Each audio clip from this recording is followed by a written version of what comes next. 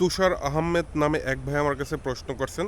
আসসালামু আলাইকুম স্যার, আমি 2 লাখ টাকা লোন চাই, আমাকে কি একটু হেল্প করতে পারবেন স্যার? তাহলে আমি একটু সিঙ্গাপুরে যেতে পারি। আসসালামু আলাইকুম তামিম ভাই, আমি সিঙ্গাপুর প্রবাসী, কিন্তু এখন আমি দেশে আইসা আমি সিঙ্গাপুরে স্কিল্ড, আমি সিঙ্গাপুর যাওয়ার জন্য লোন নিতে চাই, আমি কি পাবো? ভাই একটু জানাবেন প্লিজ। আমি পরবর্তীতে ওনাকে লিখছি অবশ্যই পারবেন।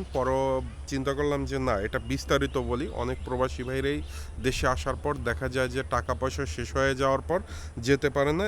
আপনার এই যে দেখতে পাচ্ছেন তুষার আহমেদ ভাইয়ের মতো অনেক প্রবাসী ভাইরাই আছেন যারা বিপদে পড়ে যান। এক কথায় বলতে গেলে টাকা পয়সা খরচ করার পর প্রবাসে যেতে পারেন না, ধার দেনা করে যেতে হয়, অনেক সময় ধার থাকে না। তো তারা কিভাবে লোন নেবেন প্রবাস থেকে, বা যারা নতুন প্রবাসে যেতে চাচ্ছেন তারা কিভাবে লোন নেবেন? অনেক সময় দেখা যায় প্রবাসী কল্যাণ ব্যাংক থেকে আপনারা লোনটি নিতে পারেন না। এটার মূল কারণ হলে গিয়ে সেখানে আপনার অনেক হয়রানি শিকার হয়েছে অনেক মানুষ, বা যে টাইম থাকে বা আপনারা যে টাইমে যেতে চান সেই টাইমের সাথেও মিল থাকে না।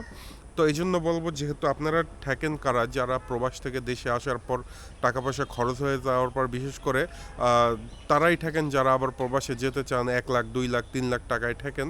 তো এই জন্য আমি বলবো যে বাংলাদেশের 64টা জেলার আন্ডারে উপজেলা আছে। প্রত্যেকটা উপজেলায় ব্র্যাকের শাখা আছে, কিন্তু ব্র্যাক এনজিওর নাম আপনারা শুনেছেন নিশ্চয়ই। সেই ব্র্যাক এনজিওতে কিন্তু আপনি যদি আপনার যে প্রবাসী থাকেন সেটার যে ডকুমেন্ট থাকেন, যেমন আপনি যদি সৌদি আরব থাকেন সেখানকার আকামার কাগজ দেখিয়ে আপনি সেখান থেকে লোন নিতে পারবেন সৌদি আরব যাওয়ার জন্য। যারা সিঙ্গাপুর থাকেন, যেমন তুষার আহমেদ ভাই সিঙ্গাপুর আছেন, আপনি যদি সিঙ্গাপুরের আপনার লিগ্যাল ডকুমেন্ট থাকে যাওয়ার জন্য, আপনি একজন প্রবাসী, তো আপনার পাসপোর্টের ফটোকপি এবং আপনার যে ডকুমেন্ট যেটা আছে সেটা যদি আপনি যে কোনো আপনার নিকটস্থ ব্র্যাক এনজিওতে বা ব্র্যাক ব্যাংকে যদি আপনি দেখাতে পারেন বা তাদেরকে প্রমাণ করতে পারেন, আপনি 1 সপ্তাহের ভিতরে আশা করি আপনারা এই 2 লাখ 3 লাখ টাকা লোন পেয়ে যাবেন। যারা নতুন প্রবাসে যেতে চাচ্ছেন তারা অবশ্যই ভিসার কপিটা আপনাদের হাতে রাখবেন। যারা টাকা ম্যানেজ করতে পারতেছেন না কোনো রকমই, তারা যেটা করবেন আপনার ভিসার কপিটা রেখে দিবেন। আপনি সেই ব্যাংকে এনজিওতে ব্র্যাক এনজিওতে গিয়ে তাদের একটা আলাদা কোটাই আছে যেখানে শুধুমাত্র প্রবাসীদেরকে লোন দেওয়া হয়। তো আশা করি আপনাদের কাজে লাগবে। যারা নতুন প্রবাসে যেতে চাচ্ছেন, টাকা পয়সা খুবই সমস্যা, বা দেশে আইসা বৈশা রয়েছেন টাকার অভাবে যেতে পারছেন না, তারা চাইলে আপনাদের লিগ্যাল ডকুমেন্ট দেখিয়ে আপনারা ব্র্যাক থেকে লোন নিতে পারবেন। তবে হ্যাঁ, এই লোনটা আগে ইসলামী ব্যাংক দিত, বর্তমান সময়ে দিচ্ছে না, কারণ ইসলামী ব্যাংক একটু তাদের যে অফিসিয়ালি কিছু ঝামেলা চলতেছে সেটা আমরা সবাই কম বেশি জানি, যার জন্য হয়তো বা ইসলামী ব্যাংক দিচ্ছে না।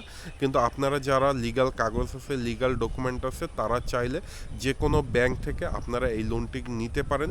আর এই লোনের জন্য আপনাকে তেমন কোনো ঝামেলা পোহাতে হবে না। জাস্ট আপনি ব্রাকে যাবেন, আপনার লিগ্যাল ডকুমেন্ট বা সেখানকার যে ম্যানেজার থাকে বা লোনের দায়িত্বে যে থাকে তার সাথে সরাসরি কথা বলবেন। ইনশাল্লাহ আপনার লোনটা দ্রুত সময়ের মধ্যে পাস হয়ে যাবে। তাছাড়াও যদি কোনো প্রশ্ন থাকে প্রশ্ন করবেন। এছাড়াও আশা করি এই ভিডিওটি প্রবাসী ভাইদের জন্য অনেক উপকারে আসবে। ভালো থাকবেন। আল্লাহ হাফিজ।